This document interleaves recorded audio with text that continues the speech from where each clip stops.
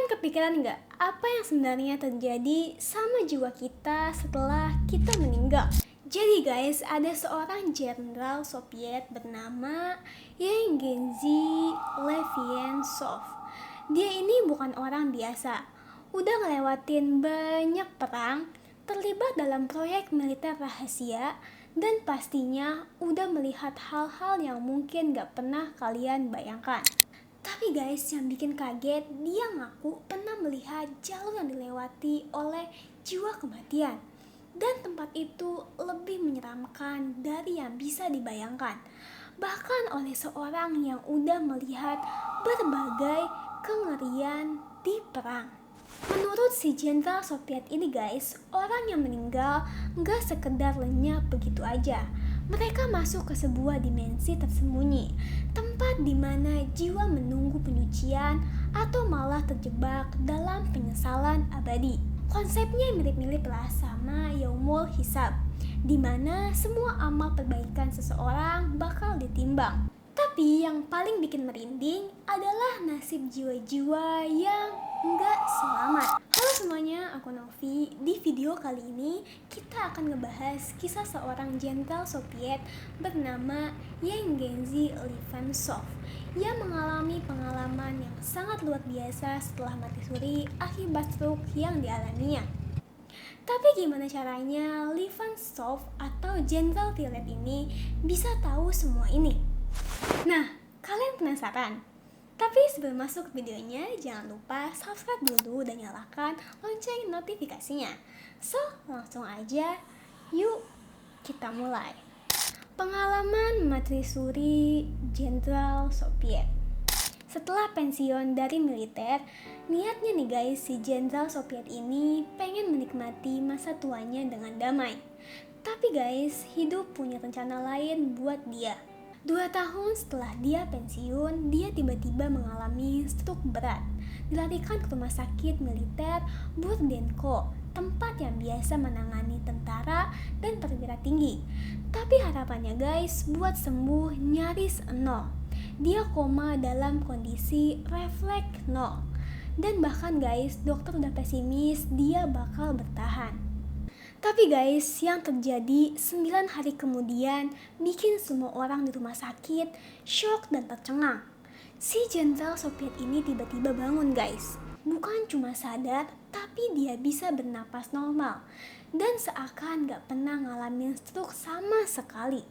Padahal guys, kalau mengikuti logika medis, pemulihan stroke parah itu harusnya butuh waktu lama. Bisa berbulan-bulan, bahkan bertahun-tahun.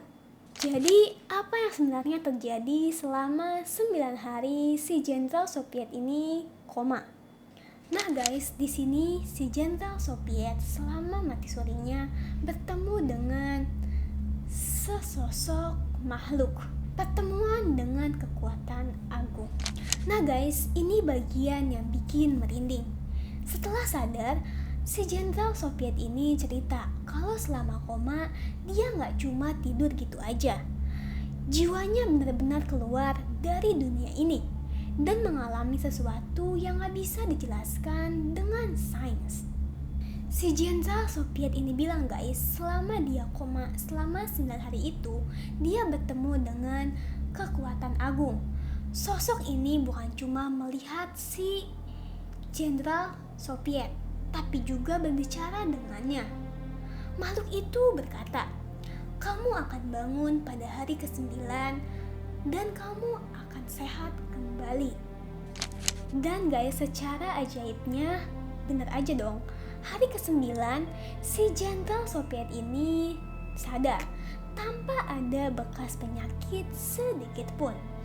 Tapi yang jauh lebih aneh lagi, begitu dia bangun, dia merasa harus menulis sesuatu seolah ada dorongan yang kuat dari luar dirinya. Dia langsung tuh prepare, ngambil pulpen, kertas, dan tulisannya mengalir gitu aja. Kayak ada kekuatan yang membimbing tangannya. Nah, kalian penasaran nggak apa yang si jenderal Soviet ini tulis? Katanya, sebuah pesan dari kekuatan agung, sesuatu yang mengubah cara dia melihat kehidupan dan kematian. Tapi apa sebenarnya yang disampaikan oleh si kekuatan agung ini? Jadi guys, kekuatan agung ini bilang kalau jiwa manusia itu jauh lebih rumit dari yang kita kira. Jiwa ini gak muncul saat kita lahir dan gak hilang begitu aja setelah kita mati.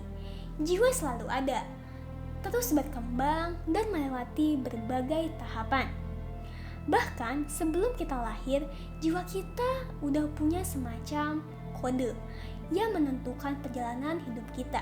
Ini bukan berarti guys hidup kita udah ditentukan sepenuhnya, tapi lebih kayak sekumpulan data yang bakal membentuk pengalaman kita di dunia. Hidup ini bukan kebetulan guys, setiap orang punya jalannya masing-masing. Tapi mereka bisa memilih mau berkembang secara spiritual atau malah tenggelam dalam dunia material. Setelah kematian guys, jiwa kita tetap eksis. Dia masih menyimpan ingatan, pengalaman, bahkan emosi dari kehidupan di dunia. Bukan lenyap, tapi masuk ke dimensi lain. Tapi kemana sebenarnya jiwa pergi setelah kematian? Nah, ini dia inti dari semuanya guys. Si Jenderal Soviet ini menyadari satu hal penting. Manusia ada di ambang bahaya. Banyak orang percaya kalau setelah mati semuanya berakhir. Gelap, kosong, gak ada apa-apa. Tapi apakah benar begitu? Mungkin ini terdengar mengejutkan atau bahkan sedikit menyeramkan. Tapi kalau dipikir-pikir, bukankah ini juga membuka mata kita kalau benar-benar jiwa kita nggak berhenti di sini? Pertanyaannya sekarang adalah gimana kita seharusnya mempersiapkan diri buat perjalanan setelah kematian? Gambaran kehidupan setelah kematian. Pernah gak sih kepikiran apa yang sebenarnya terjadi sama jiwa kita setelah meninggal? Tubuh kita memang bakal ditinggalkan, tapi jiwa kita itu lain ceritanya. Jiwa tetap membawa semuanya yang kita miliki saat hidup. Kepribadian, identitas, bahkan ingatan kita. Tapi yang lebih mengejutkan, ingatan ini gak hanya tersimpan di dalam jiwa, melainkan juga tercatat dalam sesuatu yang disebut pendamping energi. Pendamping energi ini kayak arsip berjalan, mencatat semua yang pernah kita pikirkan, lakukan, rasakan, bahkan rahasia terdalam kita sekalipun. Dan ketika kita meninggal, pendamping ini gak ikut lenyap, tapi masuk ke medan memori universal. Semacam perpustakaan raksasa yang menyimpan seluruh sejarah kehidupan manusia. Tapi kemana sebenarnya jiwa yang pergi setelah meninggal dunia? Apakah perjalanannya berhenti begitu saja? Atau justru baru saja dimulai? Karena ternyata guys, ada tempat-tempat tertentu yang menunggu kita. Baik buat mereka yang membawa kebijakan maupun mereka yang dihantui penyesalan.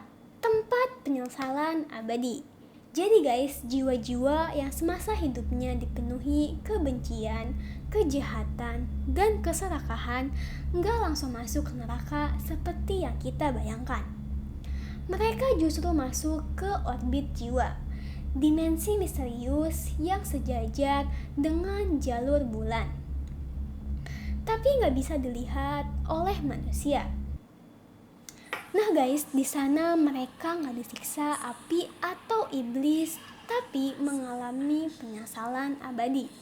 Bayangkan semua rasa takut yang pernah mereka sebabkan ke orang lain, semua mereka rasakan kembali, berulang kali, tanpa akhir. Ini bukan penyiksaan fisik guys, tapi penderitaan batin yang jauh lebih mengerikan. Banyak jiwa yang gak kuat menanggung ini guys. Beberapa kehilangan kesadarannya, tercerai-berai menjadi energi kosong yang akhirnya larut ke alam semesta dan hilang selamanya. Apakah semua jiwa akan terjebak di sini selamanya? Atau ada tempat lain yang lebih damai buat mereka yang hidup dengan kebaikan?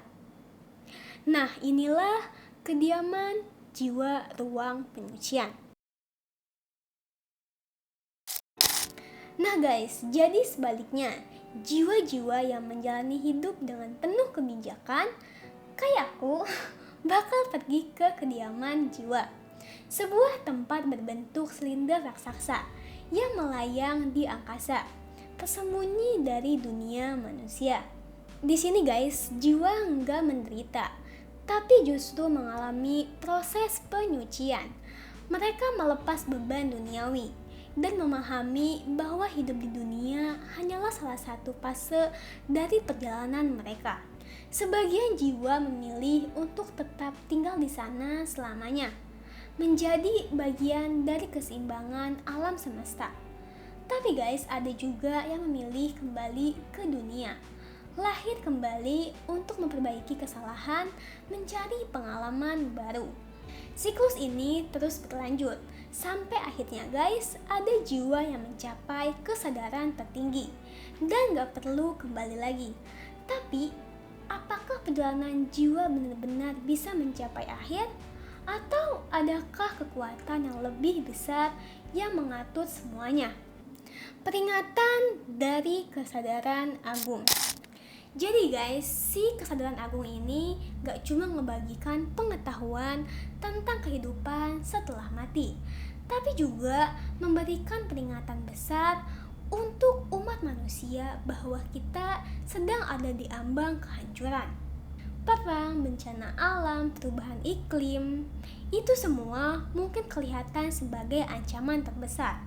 Tapi ada sesuatu yang jauh lebih besar dan berbahaya. Kehancuran spiritual manusia. Manusia makin serakah, ambisi kekuasaan dan kesenangan duniawi bikin kita lupa nilai-nilai yang selama ribuan tahun jadi pondasi kehidupan. Kita berhenti bertanya, berhenti mencari makna, dan cuma fokus pada kepuasan sesaat. Apakah ini pertama kalinya peradaban manusia mengalami kehancuran? Atau ini cuma siklus yang terus berulang? Faktanya guys, ini bukan yang pertama kalinya. Sejarah udah mencatat pola yang sama. Sebuah peradaban mencapai puncaknya, lalu hancur total. Dan butuh sekitar 16.000 tahun buat bumi pulih dari setiap kehancuran besar. Musuh terbesar manusia, keserakahan. Lebih dari perang atau bencana alam, keserakahan adalah musuh terbesar manusia. Keserakahan bikin manusia lupa diri, menghancurkan alam, berperang, mengkhianati sesama, dan kehilangan spiritualitasnya. Bisakah manusia menyadari kesalahannya sebelum semuanya terlambat? Atau kita bakal mengulang sejarah yang sama dan akhirnya punah seperti peradaban sebelumnya? Buat kalian yang skeptis soal dunia spiritual, coba deh kalian pikirkan beberapa fenomena ini. Intuisi dan filsafat. Kenapa kita bisa merasa sesuatu bakal terjadi sebelum itu terjadi? Lalu kilatan pencerahan. Nikola Tesla melihat rencana temuannya sebelum menciptakannya. Yang terakhir, déjà vu. Kayak kenapa ada kejadian yang terasa familiar, seolah kita pernah ngalamin sebelumnya. Nah, hayo ngaku, siapa yang sering ngerasa déjà vu? Pasti ini relate banget. Dan guys, si kesadaran agung ini bilang semua ini bukan kebetulan. Ini adalah bentuk komunikasi dari dimensi yang lebih tinggi. Kalian pasti punya pertanyaan, kalau dunia spiritual benar-benar ada, gimana caranya manusia berinteraksi dengannya? Dan apakah ada orang yang punya kemampuan khusus buat mengakses dimensi ini? Nah guys, beberapa orang mungkin punya kemampuan alam buat melihat dan merasakan dunia spiritual. Mereka yang disebut peramal dukun mungkin, dan nabi. Tapi guys, ini bukan cuma anugerah, tapi juga beban besar. Banyak dari mereka mengalami kelelahan fisik dan mental. Hidupnya singkat atau bahkan terus menanggung penderitaan batin.